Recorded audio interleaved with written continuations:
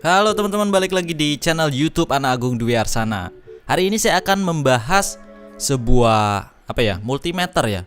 Kalau saya nyebutnya sih avometer, tapi karena sekarang avometer itu banyak fungsinya, mungkin lebih tepat disebut dengan multimeter ya. Jadi ini multimeter mekanik yang di kardusnya ini kelihatan banget ring switchnya banyak ada tulisan. Ini kita nggak tahu. Lubang untuk colokin kabel probe-nya juga ada banyak, dan di bagian samping ini ada banyak simbol-simbol yang saya nggak tahu ini tulisannya apa. NCV, tanda panah, ini ada sinyal, nggak tahu ini ada HP-nya apa gimana, nih nggak tahu. Terus kita lihat ini kayaknya impor deh, karena sebagian besar tulisannya tulisan dari luar. Bahkan di pinggir sini juga ada kata-kata mutiara, left in good hands. Field, ini ada tulisannya salah tulis kayak gitu. Ada yang nggak ya? Ini ada tulisan voice broadcast. Ini nggak tahu maksudnya voice broadcast ya. Kayak gimana? Kita akan langsung aja cek avometer atau multimeternya seperti apa. Jadi multimeter ini saya beli di Shopee gitu ya. Nama tokonya adalah Online Store. Saya iseng-iseng cari multimeter yang memang untuk teknisi gitu ya, dan akhirnya saya temukan ini. Tokonya juga unik banget. Ternyata di tokonya itu memang khusus menjual peralatan untuk teknisi. Pokoknya cek aja langsung tokonya di keterangan video. Jadi ini kabel probe-nya itu agak masuk ini ya, dan ini kayaknya lebih aman daripada probe-probe yang biasa. Dan kalau dari buku ini buku manual ya, cuman tulisannya kebanyakan tulisan yang saya nggak ngerti. Di belakang ada sih tulisan yang Latin gitu, cuman sedikit aja penjelasan. Mungkin lebih baik kita langsung aja cek multimeternya langsung. Kalau dilihat kemarin di toko tempat saya beli ini, kebanyakan dia tools untuk servis HP ya. Jadi tools untuk servis HP, kadang-kadang teman-teman bingung di mana sih beli spare part atau alat-alat untuk servis HP. Ternyata di online store itu banyak banget. Dan ini dia multimeternya. Ini terlihat eksklusif karena ada tasnya. Biasanya kalau kita beli multimeter kan nggak ada tasnya. Di bagian kuning-kuning ini, dia itu karet ya. Mungkin saya bilang ini lebih ke bumper agar kalau avometer jatuh itu dia nggak pecah. Mungkin teman-teman teknisi punya pengalaman avometer atau multimeter jatuh, sering jatuh gitu ya, pecah. Ini juga bisa diberdiriin kayak gini. Jadi biar nggak kita dongak-dongak muka gitu untuk ngelihat nilai atau angka di layar LCD-nya. Dan juga di bagian bawah sini teman-teman lihat, ini ada lubang seperti untuk gantungin di tembok ya. Saya nggak tahu kenapa multimeter digantung di tembok. Mungkin kalau servis HP memang bisa ditaruh di depan biar angkanya bisa dilihat gitu ya. Dan di bawah di sini ada tempat yang saya rasa untuk nyantolin probe-nya, cuman nggak muat ya. Akhirnya saya buatin gini aja. Apa cara masangnya gini atau saya yang salah atau gimana? Karena kecil banget, nggak bisa masukin probe-nya. Tuh kayak gini dia.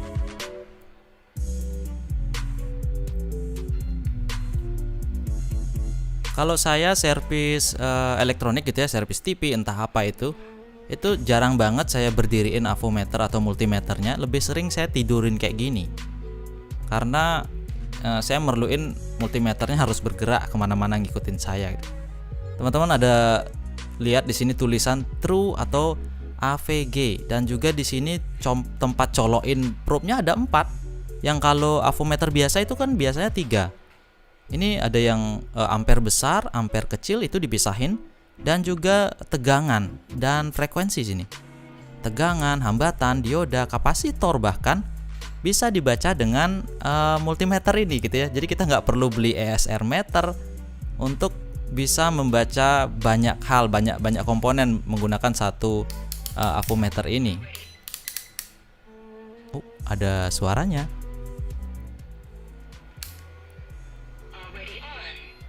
Ternyata ini multimeternya ada suaranya. Kita coba ulangin lagi sekali. Ini nggak tahu dia suaranya cuma pada saat nyala atau nanti bakalan suara waktu ngukur. Kita akan coba. ini ada tulisan NCV yang saya belum pernah dengar, belum pernah nyoba. Ini ada ring switch dengan apa ini ya, satuan NCV itu apa?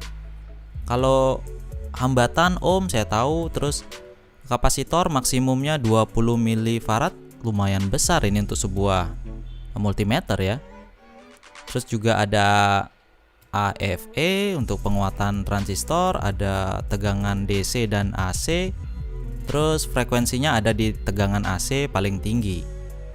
Ini juga ada ampermeter dengan skala mikroampere, berarti sensitif sekali gitu ya.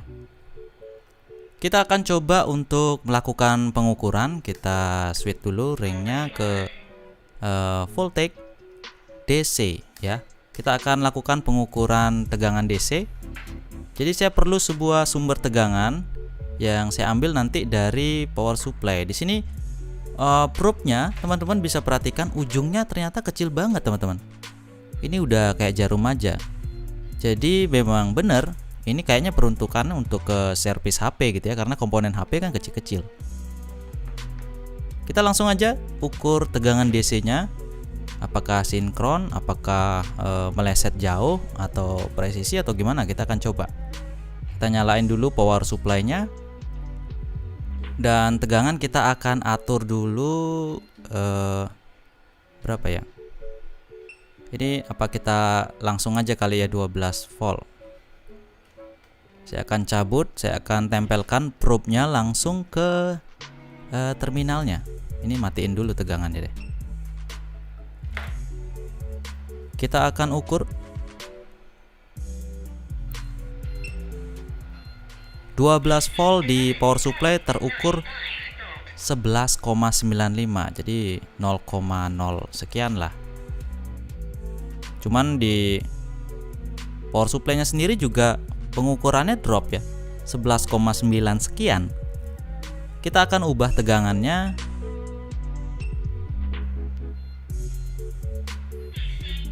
Dan ini menjadi ya 19,9 sekian. Di power supply juga drop 0, sekian, di multimeter juga drop. Kita gunakan tegangan 1 volt. Ternyata di sini di multimeter sama 0,01 ya. Meleset kecil banget. Itu saya nggak tahu ada hambatan probe-nya kah atau memang nilai toleransi dari multimeternya. Dan di sini teman-teman bisa lihat ada mode hold yang bisa mengunci nilai walau kita cabut atau kesenggol probe-nya ya. Jadi nilai yang terbaca terakhir itu tetap, kecuali kita pencet hold-nya lagi, baru nilainya ngeriset lagi menjadi 0. Jadi itu untuk mengunci nilai terakhir. Dan di sini kita bisa ini apa ya? Kita kalau pencet, oh, ini untuk ngilangin suara robotnya. Jadi suara angka-angka itu bisa dihilangin dengan menekan tahan gitu ya. Kita akan coba yang lain di mode ini. Jadi kalau untuk servis TV ini mode yang paling sering saya pakai. Ada mode dioda, kontinuitas yaitu buzzer kalau dia short, dan keduanya dioda, kontinuitas, otomatis juga ada resistor, ngukur resistornya.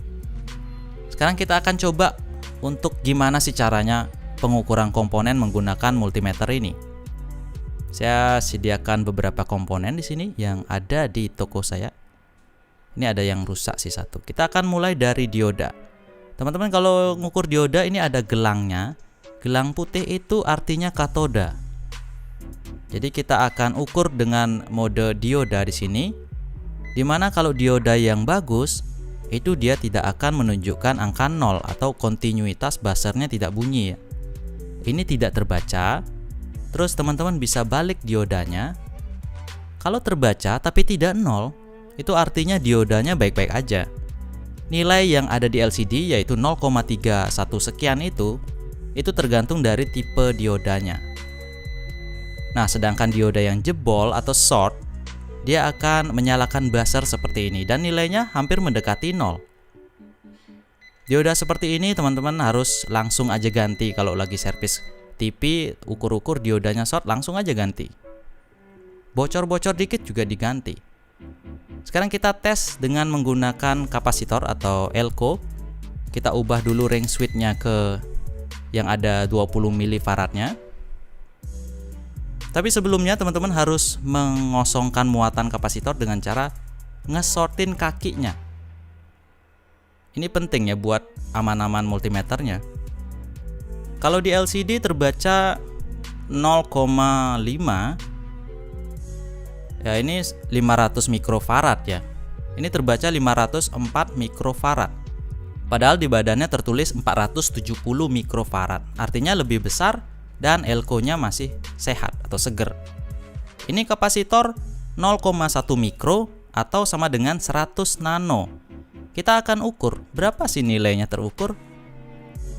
Dia terukur 101 nanofarad, yang artinya kapasitor ini dalam kondisi bagus. Ini memang komponen yang masih bagus-bagus saya ukur gitu ya.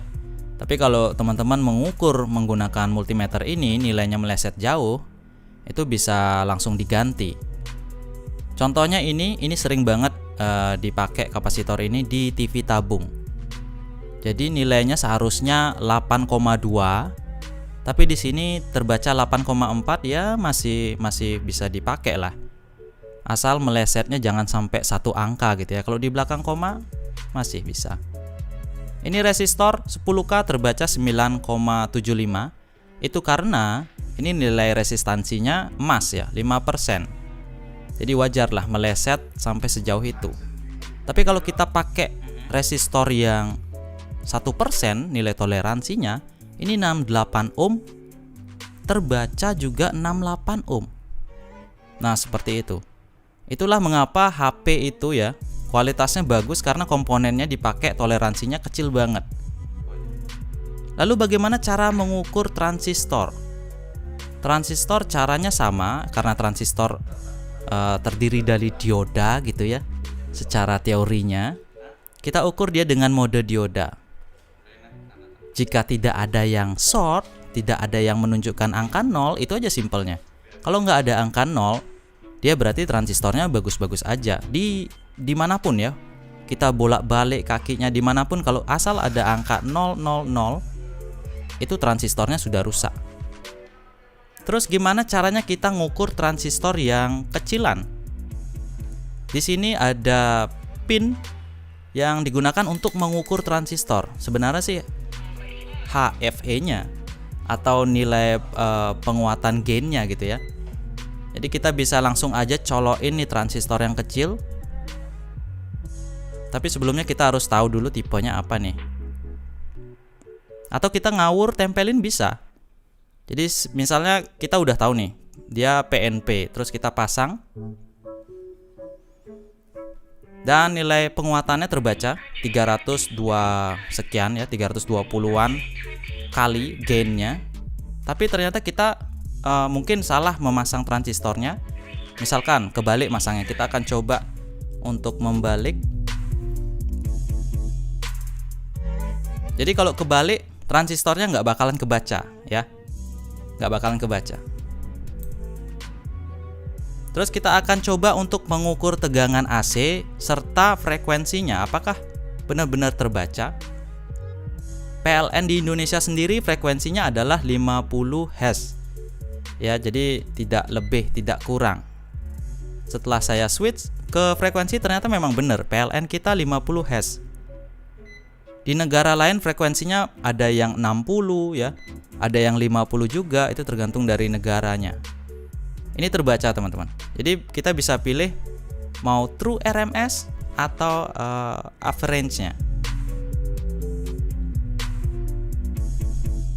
Dan sampai tiba saatnya kita nyoba NCV. NCV ini adalah metode pengukuran yang tanpa mengharuskan kita menggunakan kabel atau ya apa ya, kontak langsung gitu ya. Kita cuma arahin aja multimeternya ke kabelnya. Ini kabel ada listriknya nggak gitu. Jadi ini berguna banget untuk di lapangan mengetahui di jalur kabel di tembok itu putus apa enggak, sehingga kita nggak ngawur dalam bongkar tembok untuk perbaiki jaringan listrik yang putus gitu ya. Nah, ini kabel yang tidak teraliri listrik, dia tidak bunyi terlalu ekstrim ya. begitu diarahkan ke stop kontak yang ada listriknya, suaranya kencang banget.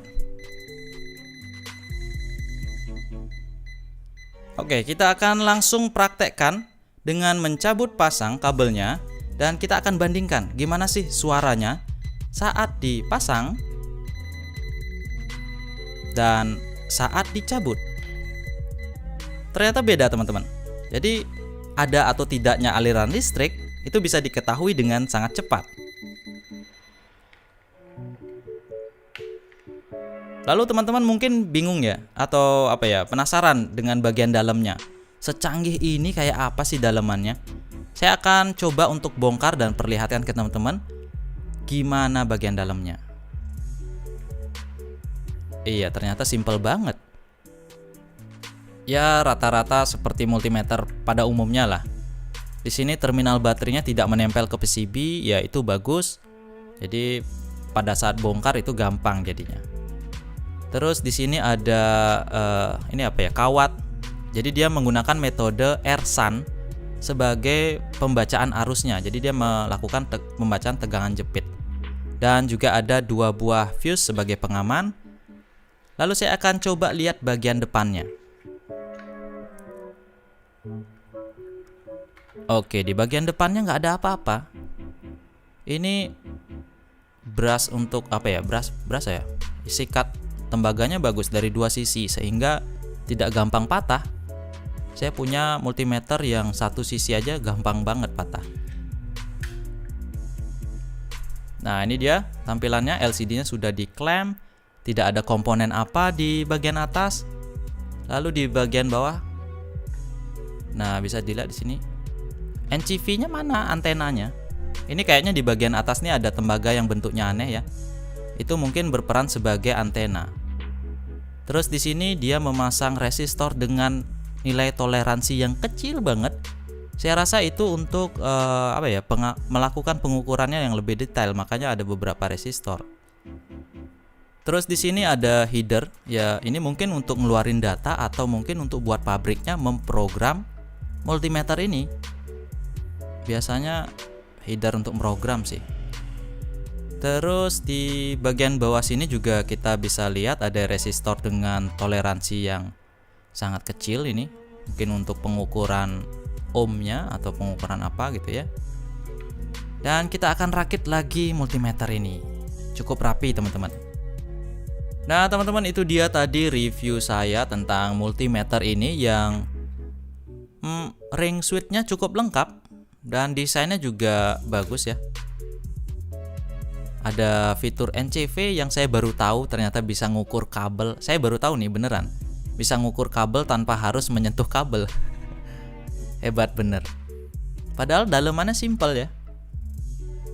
Kita bisa membantu kita dalam instalasi listrik. Kalau kabel putus, nggak usah bongkar-bongkar instalasi. Dan juga pembacaan arus listriknya ya, DC dan AC. Jarang banget ada multimeter biasa gitu ya yang bisa baca arus AC dan DC. Ini juga pembacaan kapasitornya tinggi banget, maksimum 20 milifarad, bukan mikrofarad ya. Milifarad. Nah, itu dia teman-teman. Kalau kalian tertarik dengan multimeter ini, silahkan cek di mana saya beli, linknya ada di keterangan video. Langsung aja, itu lengkap banget. Tools untuk teknisi ada semua di sana. Oke? Saya Dwi Arsana, sampai jumpa.